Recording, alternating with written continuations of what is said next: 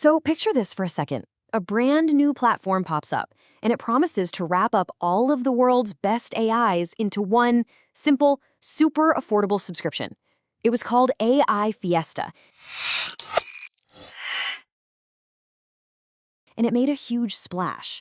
But what happened when all that incredible hype finally crashed into reality?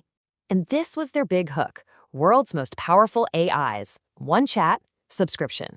You gotta admit, that's a killer pitch. It's so simple, so direct, and it solves a problem that anyone who uses AI knows all too well: juggling a dozen different tabs and a bunch of expensive subscriptions.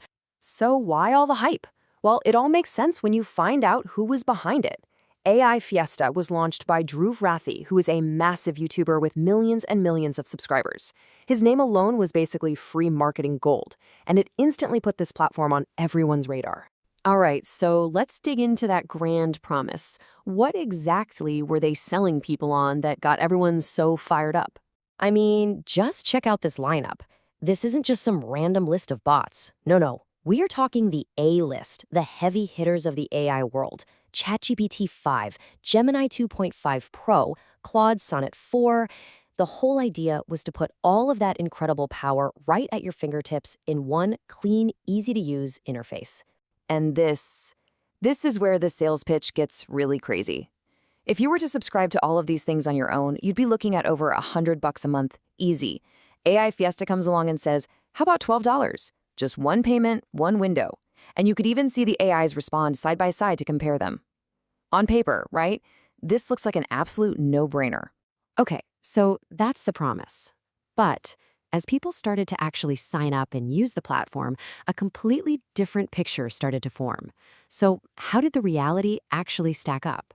Their big promise was optimal efficiency. So you're thinking, okay, this is going to be slick, fast, a real productivity booster. That's the bar they set for themselves. Well, the reality, it was pretty much the exact opposite. A flood of user reports came in describing it as crazy slow. It was crashing all the time.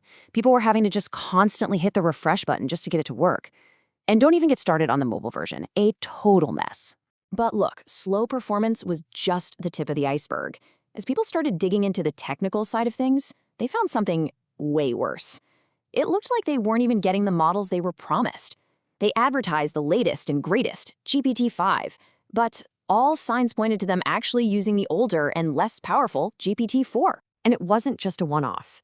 The same kind of thing was happening with Gemini. People kept getting these too many requests errors.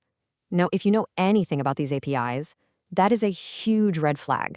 It basically screams that they're using the free, limited version, not the paid pro version they were selling you on. So we've got bad performance and misleading models. But then we get to what some users have started calling the token trap. Okay, so the deal was you'd get 400,000 tokens a month. And a token is, roughly 3/4 of a word, give or take. And at first glance, you think, wow, 400,000, that sounds like a ton, right? But here's the thing you have to ask. What does that number actually mean when you're hitting 6 different, super powerful AIs all at the same time? And here's the catch.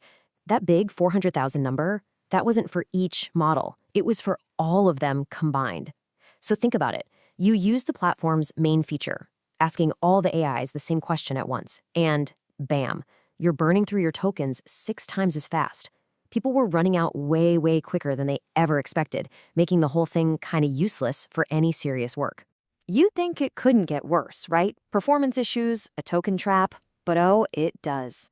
When the tech folks started looking under the hood, they found stuff that, well, it really makes you question if you can trust the platform at all. Okay, now this looks a little technical, but the problem here is actually scarily simple. When you logged in, the thing that proves you're you, your authentication token, it's like the digital key to your account, was just sitting there, visible in the browser's URL. So if you copied and pasted that link to someone, you basically just handed them the keys to your account. Not good. And the red flags just kept coming. There were issues with their security certificates. People who looked at the code said it seemed like it was just slapped together from a bunch of different pieces. And the cherry on top, a strict no refunds policy. So even if the service was broken for you, you were out of luck. So when you add it all up, the slow performance, the bait and switch on the models, the token trap, the massive security holes, what's the final word? What are people saying? Well, the consensus across the board was not good. Pretty damning, actually. The phrase that kept popping up was that it felt like a weekend project, not a serious company. It seems pretty clear it was just rushed out the door with no real testing, no security audit, just a lot of slick marketing that didn't line up with the actual product. And to be clear, this wasn't just a few people complaining on a forum. The criticism was everywhere, and it was fast. Reports about the security problems, the servers getting overloaded, and that massive, massive gap between what was promised and what was delivered, it all painted the same picture. This thing just was not ready for prime time. So all this leaves us with a big question, doesn't it? Was AI Fiesta a genuinely revolutionary idea that just tripped hard on its way out the door? Or is it something more? A cautionary tale about what happens when you have more hype than hardware and more marketing promises than actual performance?